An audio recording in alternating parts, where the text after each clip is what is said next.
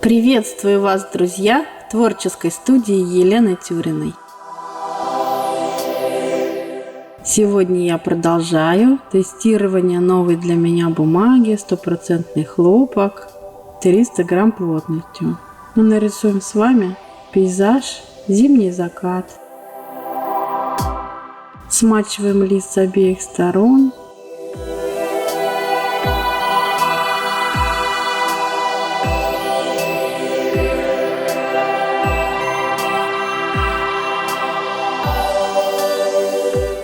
Убираем лишнюю влагу по краям листа бумажной салфеткой и приступаем к работе в технике по-сырому.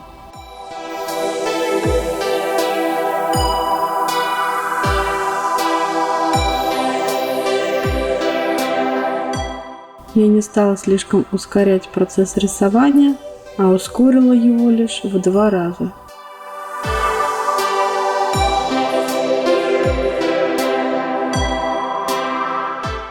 В фильме звучит авторская музыка нашей семьи.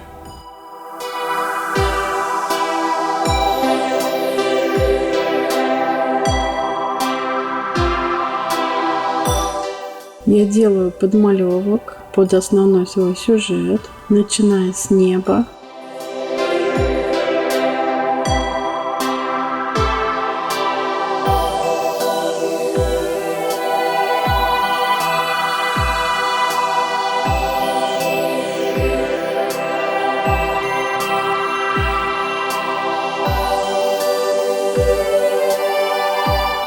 Этот сюжет происходит на озере. Вот дорожка к озеру.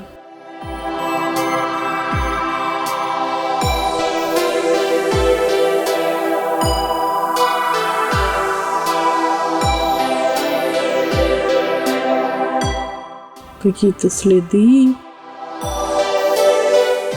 Сквозь камыш мы смотрим на озеро.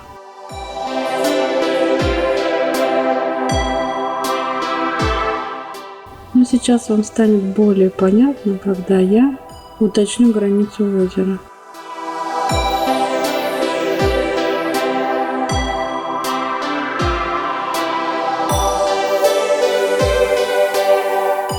Я пока намечаю тени на снегу.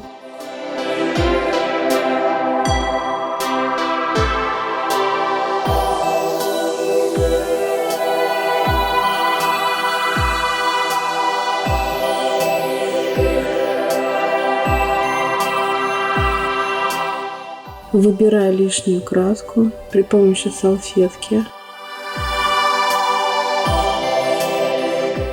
Придаю фактуру и выбираю место, где у меня лед на озере и солнце с отблесками в небе.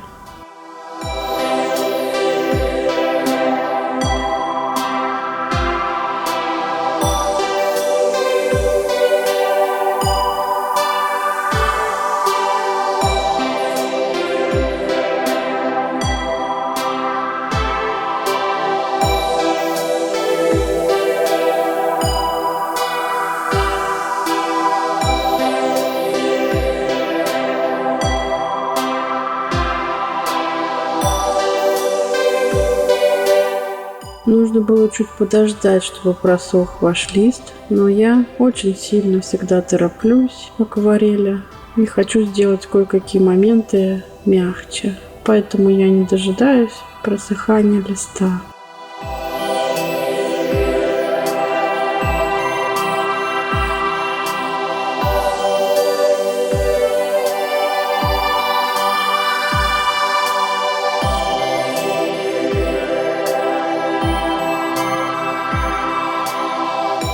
Если вы посмотрите, граница озера стала очень жесткой.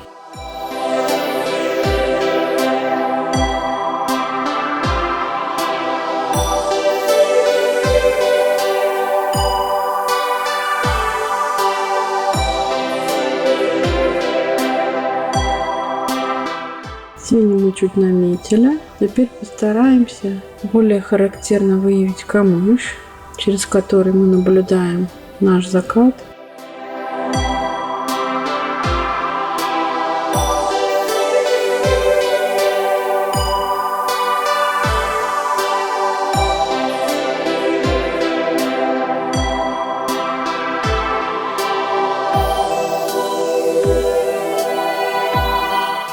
Камыш более контрастный, но так как лист еще не совсем просох, краска растекается. Нужно будет попозже дорисовать этот фрагмент пейзажа. Далее я перехожу опять к теням на снегу. При высыхании краска чуть высветлится в тоне.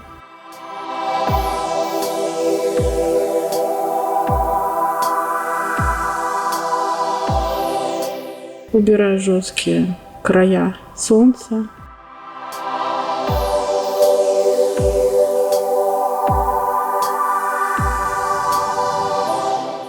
И озеро. А также следим за краем листа, чтобы краска, которая попала на стекло, не поползла на нашу работу.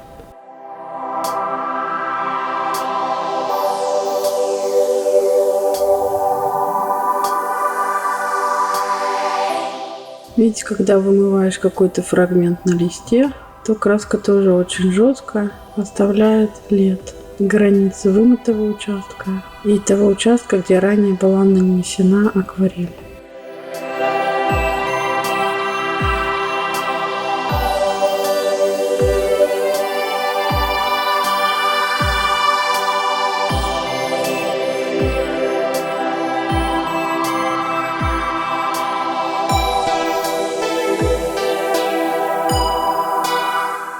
Добавляем желтые оттенки.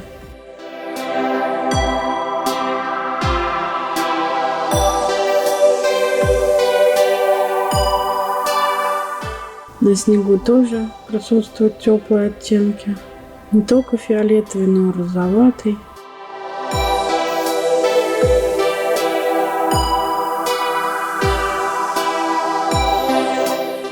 Опять чуть уточняем наш камыш или рогоз.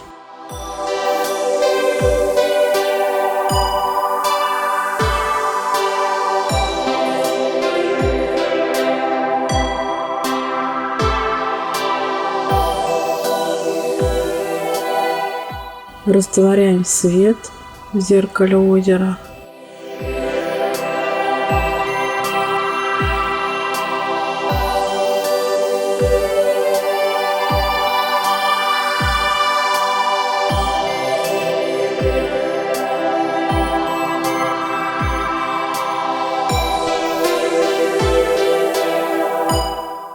Где-то на снегу выбираем немного цвет, чтобы показать свет солнца.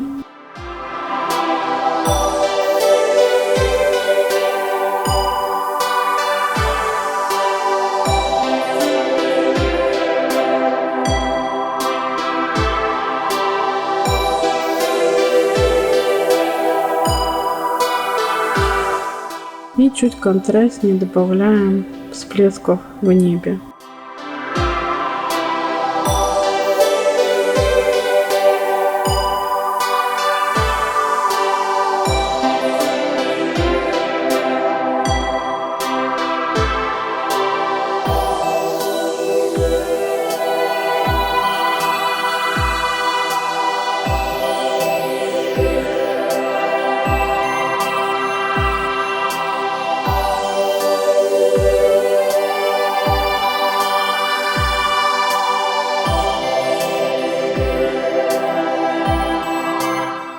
Здесь я небо зря, наверное, тронула, но так как тут будут ветки на переднем плане, это не так страшно.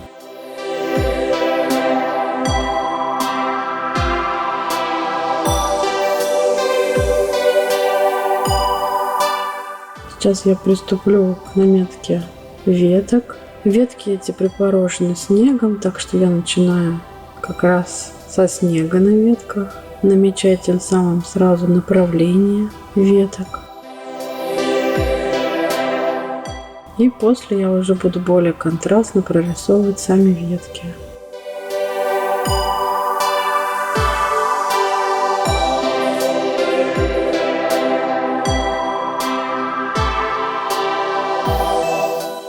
Одной кистью работать не получится, так как ветки имеют различную толщину.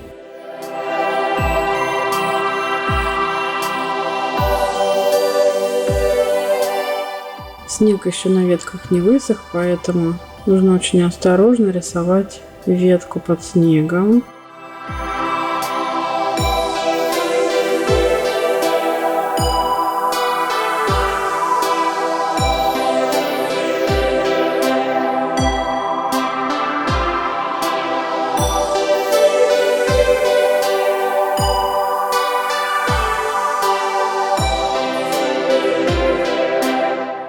В какой-то степени ветки наверху повторяют направление следов на снегу от шин автомобиля.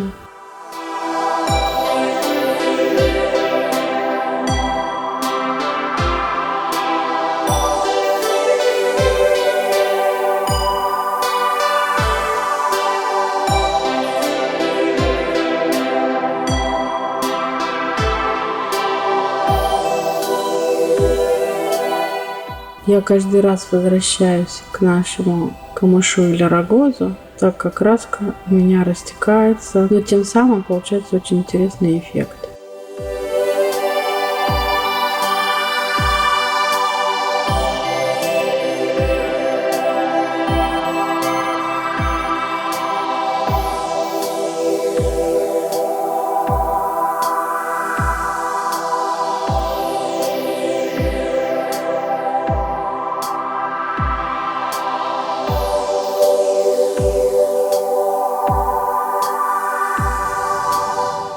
Сейчас я взяла синтетическую кисть лайнер с длинным ворсом. Ей очень хорошо рисуются веточки.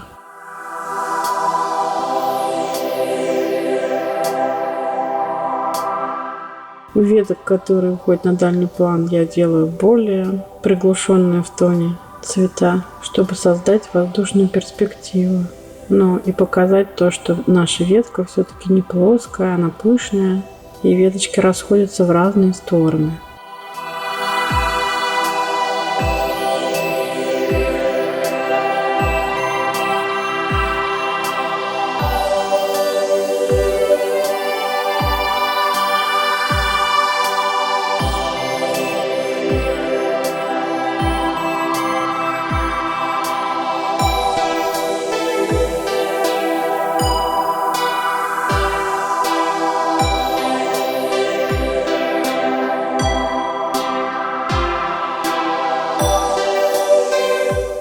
Следим за тем, где чуть просохло направление наших веток, чтобы добавить саму ветку более контрастным цветом.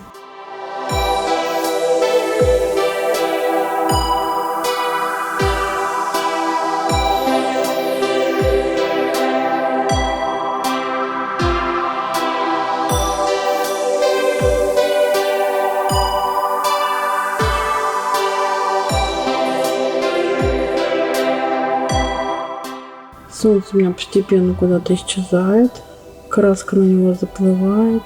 Нужно было изначально оставлять больше места вокруг солнца, без нанесения красящего пигмента.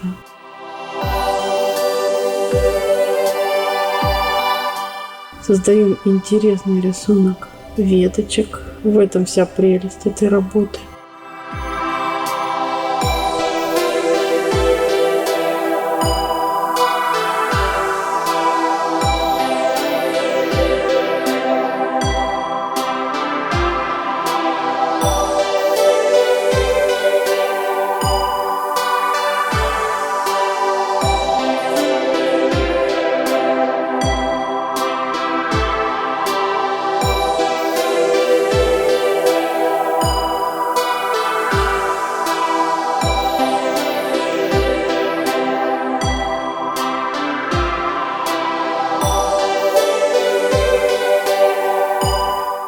Какие-то ветки располагаются ближе к нам, они более контрастные по цвету.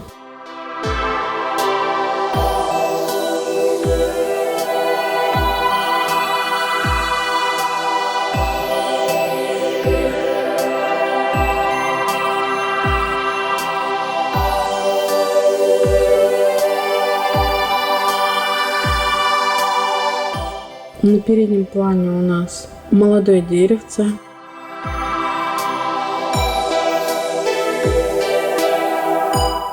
Палитра скользит по стеклу. В следующий раз я, скорее всего, подложу под нее полотенце.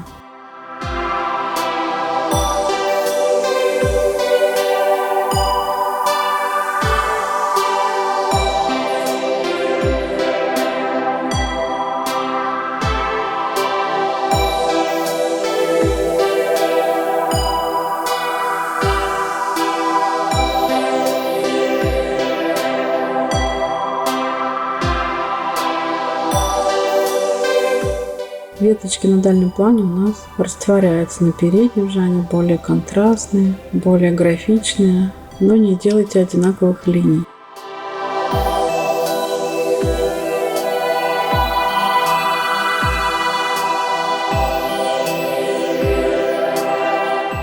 Где-то местами рогоз выглядывает из-под снега, травинки.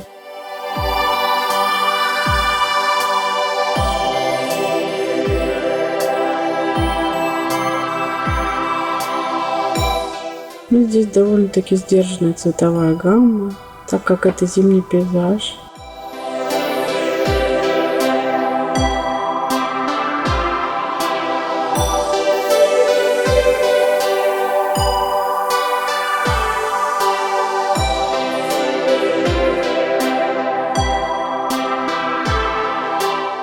Видите, у меня проросшие травинки не располагаются на одной линии.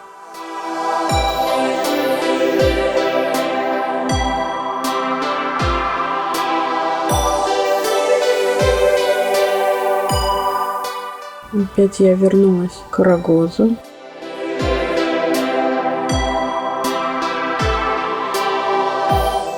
Это добавила больше фактуры в нашу композицию.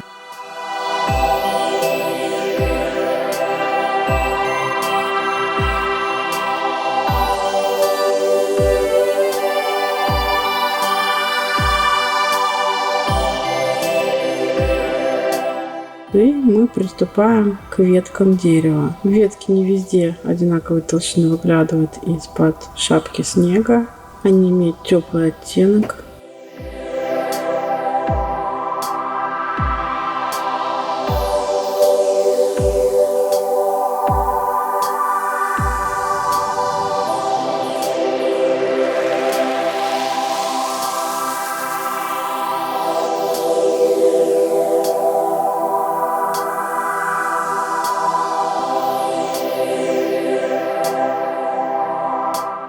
Некоторые вещи мне приходится перекрывать по второму заходу, так как пигмент впитала в себя бумага.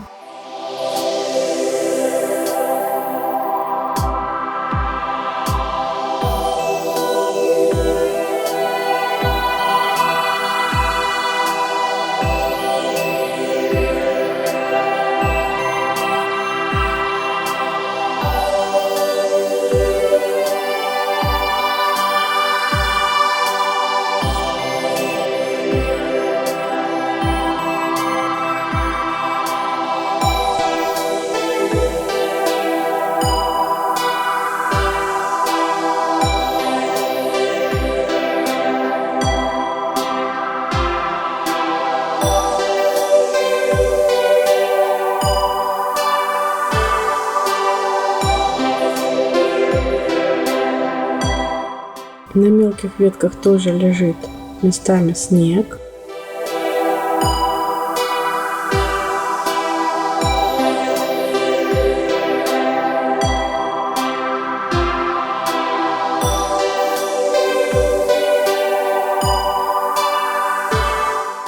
Я добавляю где-то на переднем плане более характерные отдельные травинки.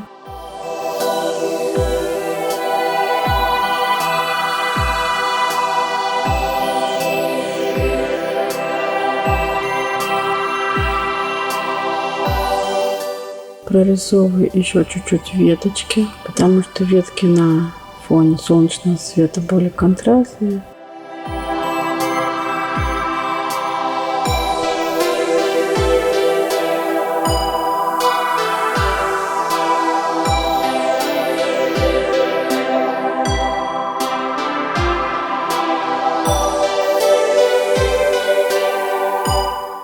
Тут главное знать меру, сколько и где рисовать веточек, чтобы они не были одинаковыми, в то же время давали интересную фактуру, чтобы зрителю хотелось разглядывать какие-то моменты вашей работы.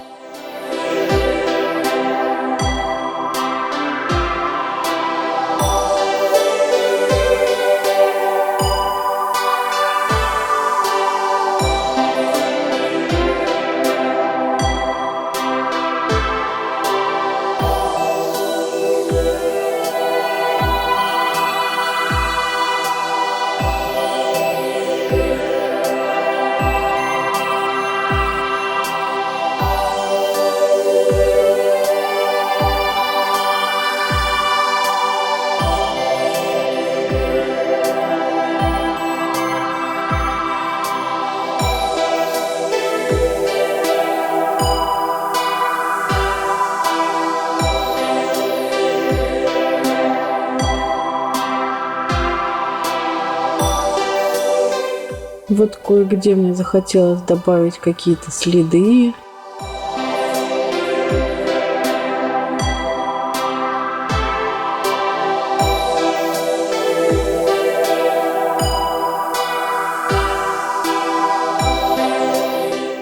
Уточнить тени, где выглядывают из-под снега наши травинки, веточки какие-то. Существуют более контрастные тени.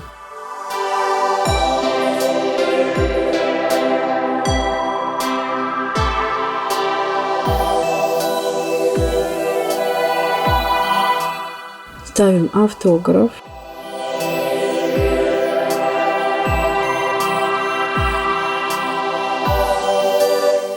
Год создания работы я решила тоже написать. И добавляю рогоз на дальнем плане. Он тоже находится не на одной линии. Если вам мастер-класс понравился, ставьте лайк, пишите свои комментарии, подписывайтесь на творческую студию Елены Тюриной, если вы этого еще не сделали, чтобы не пропустить новые интересные публикации. А я желаю всем творческих успехов!